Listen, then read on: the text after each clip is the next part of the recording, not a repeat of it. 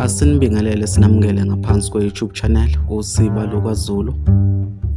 Kwisifundo sethu namhlanje sizobheka ibizo nezinhlobo zamabizo. Sizokhumbula-ke lapha kwizingcezu zenkulumo sinocezu lwenkulumo esibiza ngosobizo.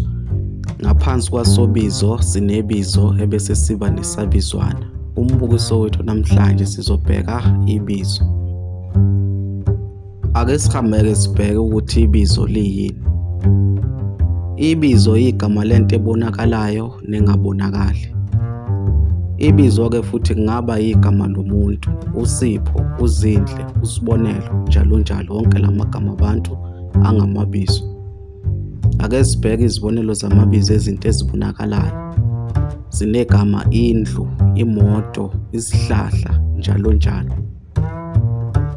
Ake sihambe sibheke nezibonelo zamabizo ezinto ezingabonakali.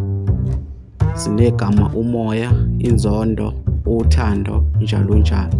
Zonke lezi zinto esizibalayo singeke sakwazi ukuzithinta noma sizibone. Njengomoya asuboni futhi asikwazi ukuthinta, kodwa siyazi ukuthi ukhona. Ake sihambe-ke sibheke izinhlobo zamabizo. Kumbukiso wethu namhlanje sizobheka izinhlobo ezimbili, amabizo qho kanye namabizo omuntu. Ake sihambe-ke sibheke ukuthi amabizo qho ayini. Ibizo qho kungaba igama lomuntu, lendawo, lentaba noma lomfula. Ibizo qho kungaba futhi igama umuntu aqanjwe lona ngesici sakhe noma ngezenzo zakhe. Ake sihambe sibheke izibonelo zamabizo qho.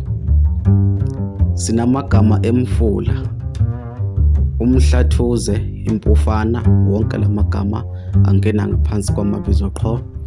Amagama ezindawo, kaBhekuzulu, iNgwavuma, iXhopo, wonke futhi la magama angamabizo qho.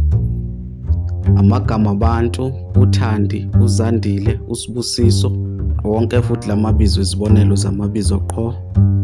Sibe namagama ezintaba, uKhahlamba, intaba mhlophe, njalo njalo. Nawo belu amagama ezintaba angena ngaphansi kwamabizo qho. Ake sihambe-ke sibheke amabizo omuntu. Amabizo omuntu amabizo athathele ezenzweni. Lolu hlobo lwamabizo umuntu ubizwa ngesenzo asenzayo noma umsebenzi awenzayo. Amabizo omuntu-ke akheka ngokubulala unkamiso ogcinile esiqwini sesenzo ujotshelelwe u-i. Ake sithathe nazi isibonelo sokuthi lokhu kwenzeka kanjani.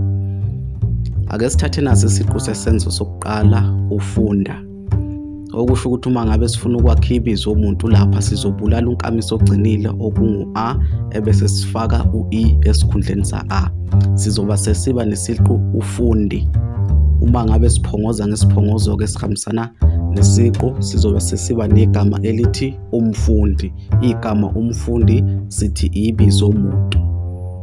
Ake sithathe naso isiqu sesenzo sesibili, sinesiqu upheka.